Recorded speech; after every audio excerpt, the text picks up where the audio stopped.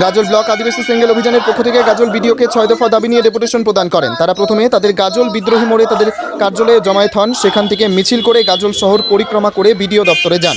BDO দপ্তরের সামনে তারা প্রথমে তাদের দাবি নিয়ে বিক্ষোভ দেখান এবং পরে ধর্নায় বসে বিক্ষোভ করেন এবং তাদের দাবি নিয়ে গাজল ব্লকের বিডিও সুদীপ্ত বিশ্বাসকে ডেপুটেশন প্রদান করেন।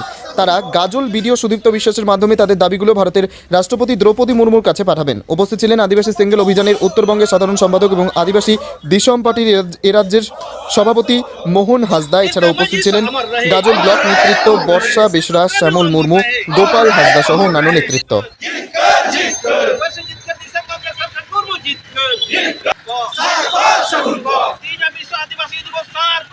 আজকে বিশ্ব জুড়ে আজকে 9 আগস্ট বিশ্ব আদিবাসী দিবস।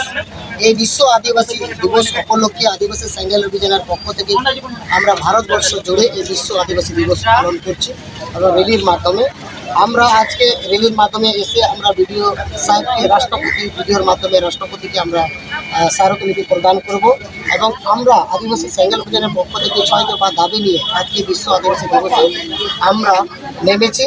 এবং প্রথমত দাবি হচ্ছে আমাদের রাষ্ট্র মান্যতাপ্রাপ্ত ভাষা আমাদের সাঁওতালি ভাষা 2003 সাল 22 ডিসেম্বর অন্তর্ভুক্ত হয়েছে, কিন্তু আজ পর্যন্ত এই ভাষাকে সঠিকভাবে মান্যতা দেওয়া হয়নি, আমাদের রাজ্য সরকারও দেয়নি।